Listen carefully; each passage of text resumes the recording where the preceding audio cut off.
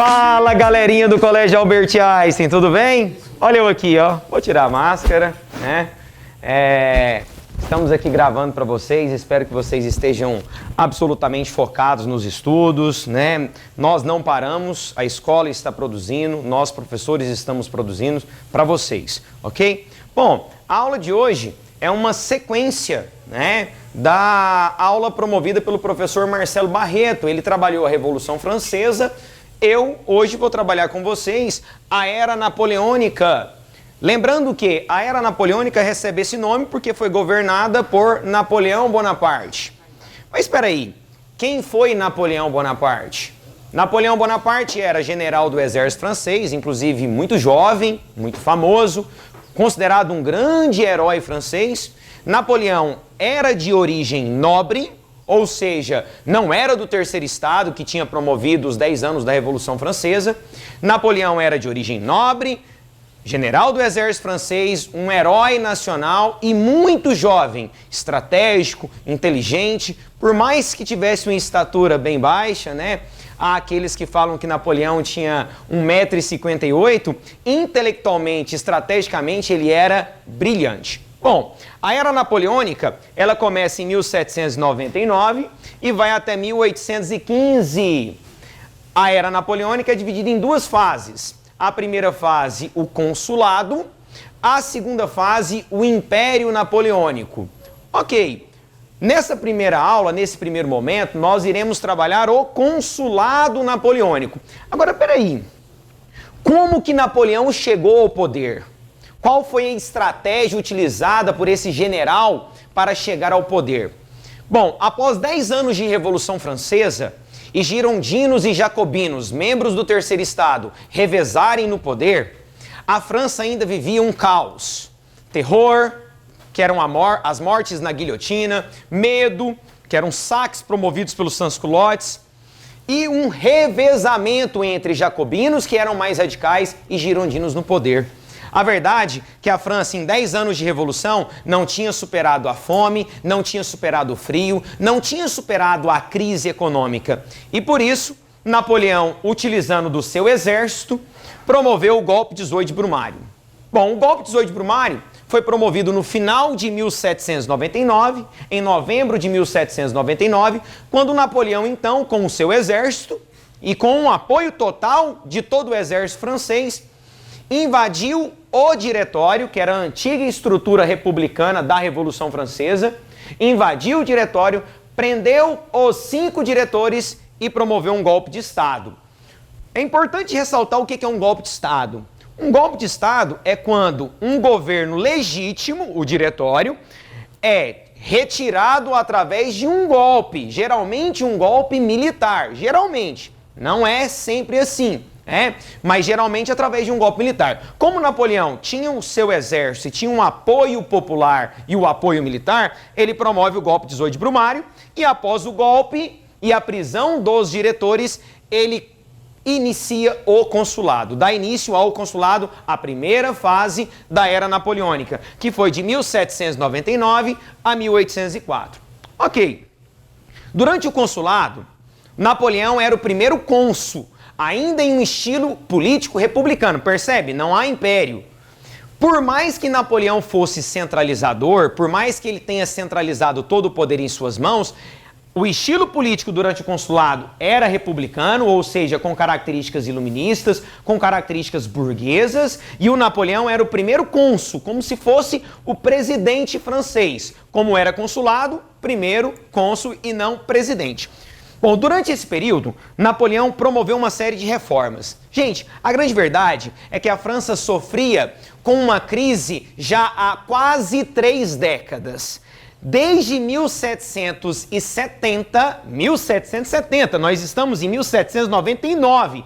Desde 1770, a França sofria com uma forte crise na agricultura. E a base econômica da França era justamente a agricultura. Em um país muito frio, aonde a agricultura não tinha sucesso, a população que sofria. Estima-se que cerca de 100 mil pessoas morriam por ano de fome e frio dentro do território francês, mesmo durante a Revolução Francesa.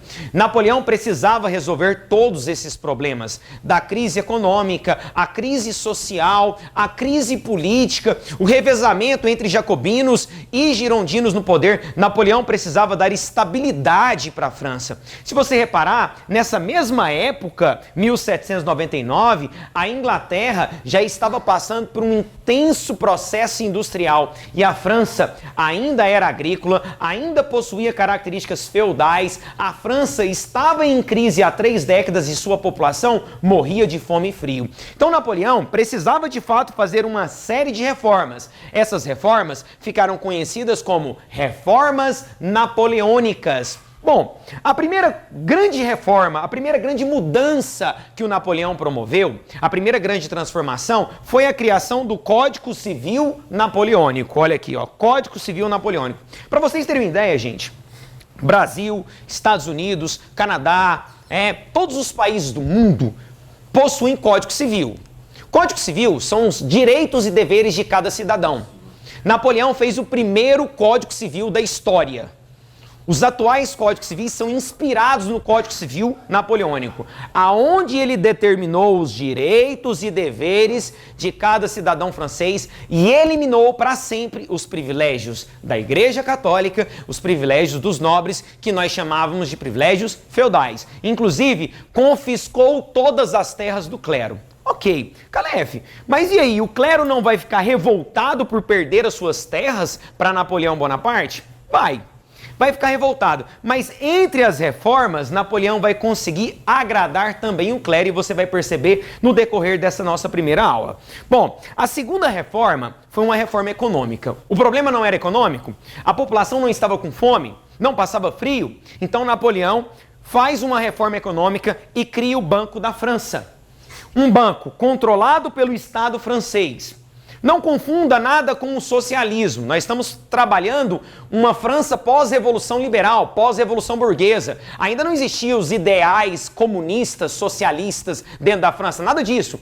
Mas o Estado, que era governado por Napoleão, controlava o Banco da França. Um banco que até hoje é um banco do Estado. É o Banco da França, investiu intensamente no comércio e na indústria. Peraí.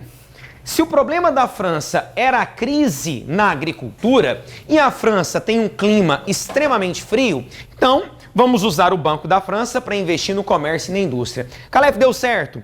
Deu. Eu posso até considerar que o investimento no comércio e na indústria promovido pelo Banco da França na primeira fase da era napoleônica, ou seja, no consulado, é o início do processo industrial francês. O início, é o start do processo industrial francês. Então, em poucos anos no poder, Napoleão acaba com os privilégios do clero, com os privilégios dos nobres, através do Código Civil Napoleônico e determina os direitos e deveres de cada cidadão francês.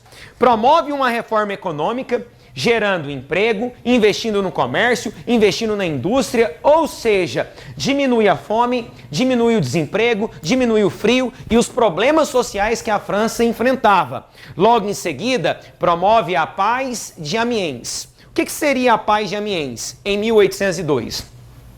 As grandes potências europeias enxergavam a Revolução Francesa como uma ameaça. Prússia, Áustria, Rússia eram impérios absolutistas. E por serem impérios absolutistas, os seus imperadores enxergavam a Revolução Francesa, que era uma revolução liberal, com características iluministas, republicanas, como uma ameaça. Eles não queriam que acontecesse nesses países novas revoluções liberais, iluministas, republicanas, ou seja, novas revoluções francesas. Então, desde o início da Revolução Francesa, Áustria, Prússia, Rússia tentaram invadir o território francês. Nunca conseguiram. Napoleão precisava acabar com essa ameaça da coligação francesa. Coligação francesa, aliança entre as principais potências europeias, coligação europeia, aliança entre as principais potências europeias para tentar invadir a França e acabar com o processo revolucionário. Napoleão, na Paz de Amiens, em 1802, faz um acordo, um tratado de paz com as principais potências europeias, acabando com uma ameaça de invadir a França. Então, peraí, em apenas 2 anos no poder, ele criou um código civil determinando direitos e deveres de cada cidadão e acabou com os privilégios feudais. Investiu no comércio e na indústria, diminuiu o desemprego, a fome e o frio.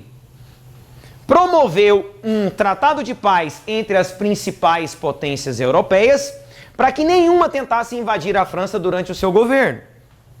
Logo em seguida, ele promove a concordata. Lembra da igreja? O problema que a igreja promovia no processo revolucionário francês? Porque desde a primeira Constituição Francesa, criada lá no início da Revolução Francesa, em 1791, desde 1791 as terras do clero deveriam ser confiscadas pelo Estado francês. Algumas foram confiscadas e Napoleão confiscou todas as terras durante a sua primeira fase no governo. Ele confisca todas as terras da Igreja Católica, provocando uma forte reação dessa instituição, que era a maior instituição religiosa do mundo até então.